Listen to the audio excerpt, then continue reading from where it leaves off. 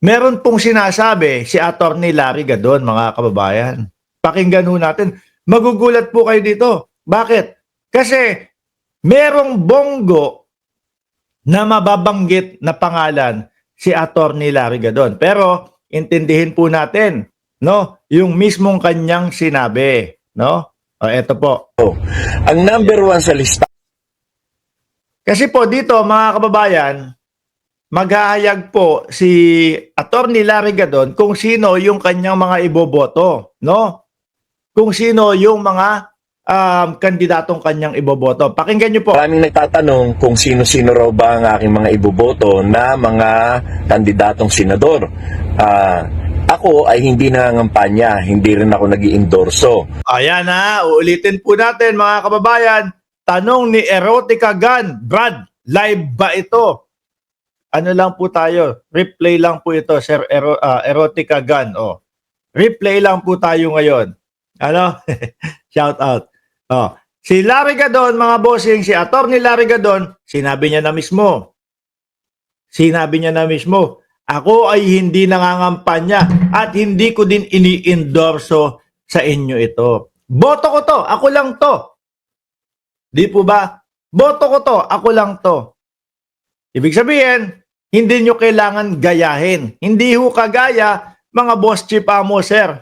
Nung iba, eto ang iboto ninyo. Sundin nyo itong mga pattern na ito. Itong mga kandidato na ito. Di ba? Sabi nga ni Unidentified Mind, disclaimer, boto ko ito.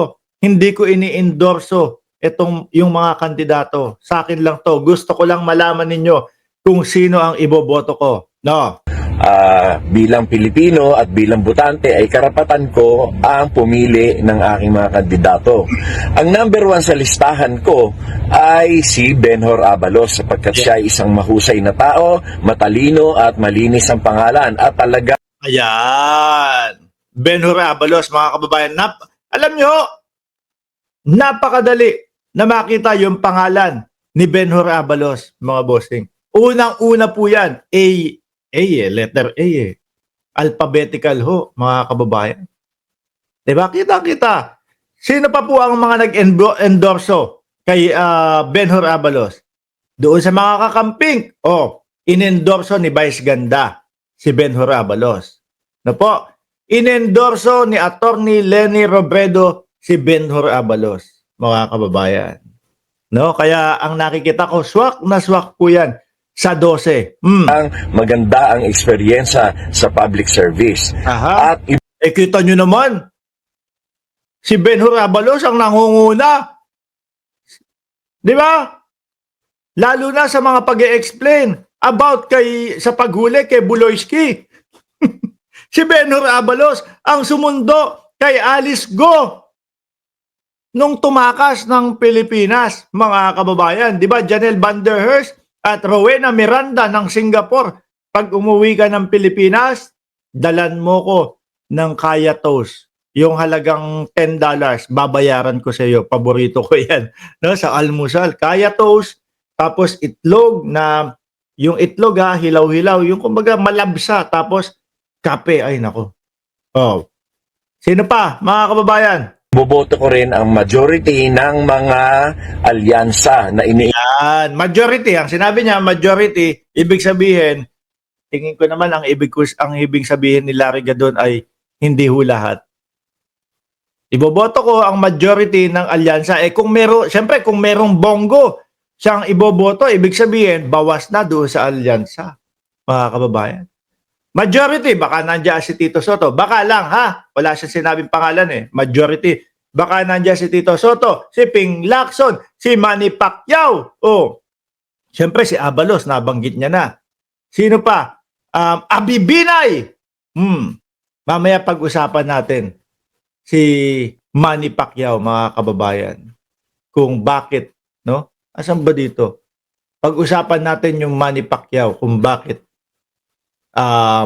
pwedeng maging senador. Sino pa? Abalos, Pacquiao, Binay, Tito Soto, Ping Lacson. Komento nyo dyan kung may nakalimutan ako. Pero ako hindi ko lahat iboboto. Yung mga nandoon sa alyansa. Tuloy. endorso ni Presidente Bongbong Marcos sapagkat kailangan natin ng katuwang sa Senado upang ang mga advokasya ni Presidente ay maipatupad.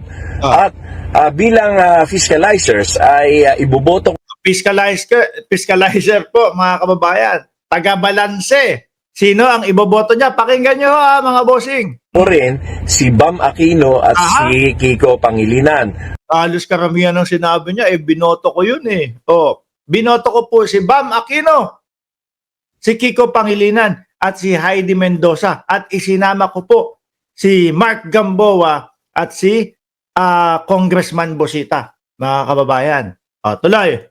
Dahil sila naman ay matalino at malawak na rin ng eksperyensya sa panunungkulan sa publiko at Yan. Yung tatlo, mga kababayan, Bam Aquino, hindi porkit mga kakamping, hindi, ayoko nang tingnan yan.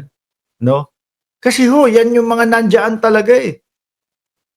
Yan yung talagang totoong oposisyon, mga bossing. Sabi ko nga sa inyo, doon sa mga nakakaraan na mga vlogs natin, mga kababayan, kailangan, merong mga kontra. Kontra bulate. Hindi, joke lang. Joke lang ho, mga bossing. Upang sa ganon, balanse. Yung mga nasa administrasyon, makapag-iisip saglit lang. Kapag tayo gumawa ng katarantaduhan, merong mga sisita sa atin. Di po ba? Hindi naman tayo, porkit na tayo sinusuportahan natin administrasyon. Ibuhos na natin lahat sa administrasyon. Merong taga-balanse po. Yaan ay si Kiko Pangilinan, no? At si Bam Aquino, Heidi Mendoza, mga kababayan. Tuloy. sa gobyerno. At iboboto ko rin si Bongo dahil Si Bongo, mga kababayan. Dahil po, siya naman ay nagserbisyo rin naman at mahusay naman ang kanyang mga ipinakita sa Senado. At ito malamang, yun ang nakikita po ni Atty. Larry Gadon kay Bongo, mga kababayan. Di ba ginger cat? Malay ba naman natin kung ano?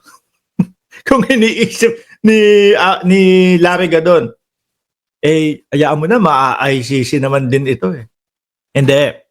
Kung yan ho talaga, mga kababayan no?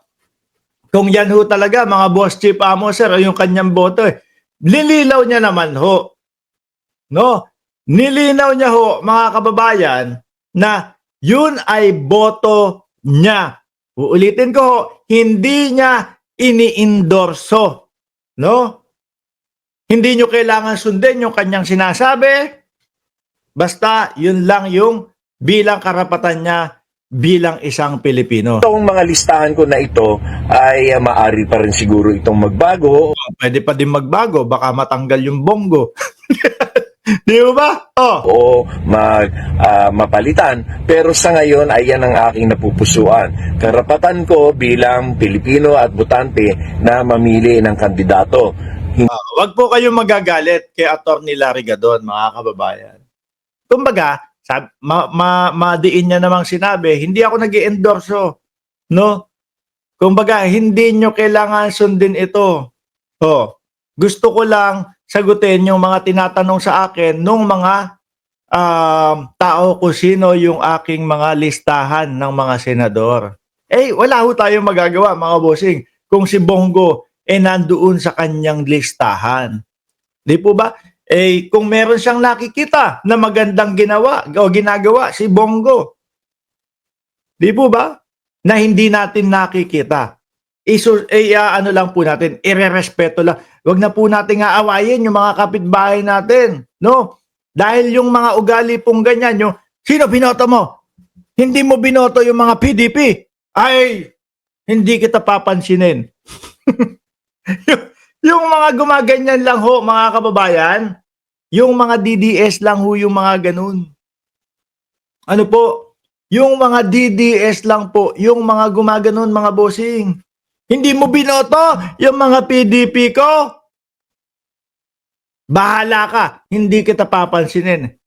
Tapos after 2 weeks, Mark, baka may naitatago ka dyan. Pwede ba pautang muna? Hindi, eksperyensya ko yun, mga kababayan. Nung inaaresto si dating Pangulong Duterte, papunta ko sa Dahig. Ay, Diyos ko po. Siyempre ako, sabi ko, okay na eh. Kung ano yung gusto kong mangyari, ayun na. Dinadala na, papunta ng dahig. Kumbaga, panalo ka na. Tumahimik na lang ho ako doon. Nagwawala ho yung mga kaibigan ko, mga DDS. May iba pa akong nakikita. PI kayong mga makamarcos na nandito sa isla. May mga away. Siyempre ako ho, quiet lang. May mga DDS. Gagalit, mga nagwawala. Nagmumura. Tapos after 2 weeks, yung mangilan-ngilan sa kanila, boss, baka naman may naitatago kang extra dyan. Gipit lang ako eh. Piluin mo yun. Ay nako, wag na ho natin pag-usapan yan. Tanggalin na ho natin itong si Attorney Larry Gadon. Wag ho tayo magagalit kay Attorney Larry Gadon, no? Irespeto lang po natin bilang isang Pilipino yung kanyang boto. Okay?